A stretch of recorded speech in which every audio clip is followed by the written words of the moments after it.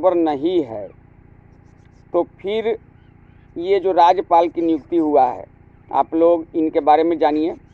ये राज्यपाल जहाँ भी रहते हैं मतलब विवादों में घिरे रहते हैं, और इसीलिए यहाँ भाजपा के द्वारा इनको बिहार में भेजा गया है, क्योंकि आने वाले 2025 में चुनाव है और इससे दो फायदा होगा। मैं इसीलिए इसको ब्रह्मास्त्र बता रहा हूँ। एक फ़ायदा तो ये मुसलमान हैं तो कुछ मुसलमान का वोट ले आएंगे, ऐसा माना जा रहा है।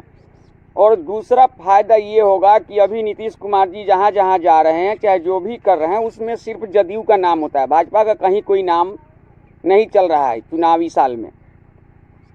तो ये नीतीश कुमार जी पर एक अंकुश की तरह होगा।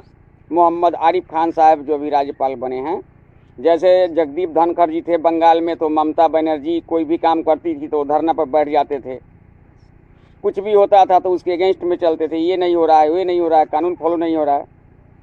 और ये रहेगा तो नीतीश जी का इधर उधर भागने का भी डर नहीं रहेगा। नीतीश जी के पास कोई विकल्प नहीं है, चुनाव उनको भाजपा के साथ ही लड़ना पड़ेगा, क्योंकि वो चुनाव से पहले किसी भी कीमत में राजद में नहीं जाएंगे।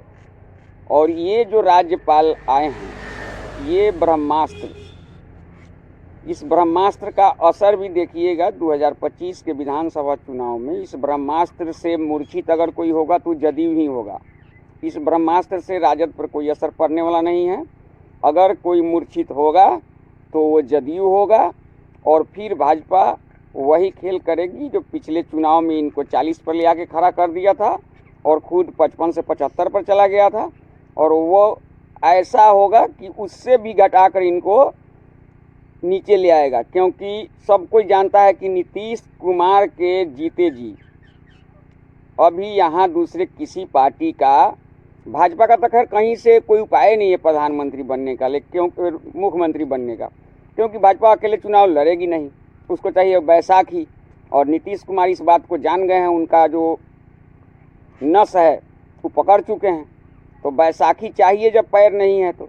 इसलिए अभी जब जितना दिन ही हैं, अगर बहुमत मिलता है दोनों को तो मुख्यमंत्री नीतीश कुमार ही होंगे, भाजपा का कोई नहीं होगा। ऐसे भाजपा के बहुत सारे नेता हैं जो अंदर अंदर ख्याली पुलाव पका रहे हैं कि नीतीश के अलग होने के बाद हम ही चेहरा होंगे, लेकिन नीतीश चुनाव पर अलग नहीं होंगे। होना भी होगा तो चुनाव के बाद अलग होंगे। चुनाव से पहले वो किसी भी कीमत में राजद से नहीं सटेंगे, क्योंकि राजद में के साथ जाके चुनाव लड़ने में ये कंफर्टेबल नहीं हैं। और यहाँ ये जो चाहते हैं कानून व्यवस्था इनके हाथ में रहे, सब कुछ इनके हाथ में रहे, तो वहाँ राजद में होगा नहीं, क्योंकि वहाँ अपने मुख्यमंत्री बनने के लिए मारामारी हो रहा है, बैठा हुआ है आदमी बेचैनी में कितना खर्चा करके, तो वहाँ इनका चलेगा नहीं। इसलिए ये मोहम्मद आरिफ खान जी जो आए हैं, ये आपको बता दें कि 2025 के ब्रह्मास्त्र हैं, और इसी ब्रह्मास्त्र से जदयू यानी नीतीश कुमार इस चुनाव में मूर्छित होंगे।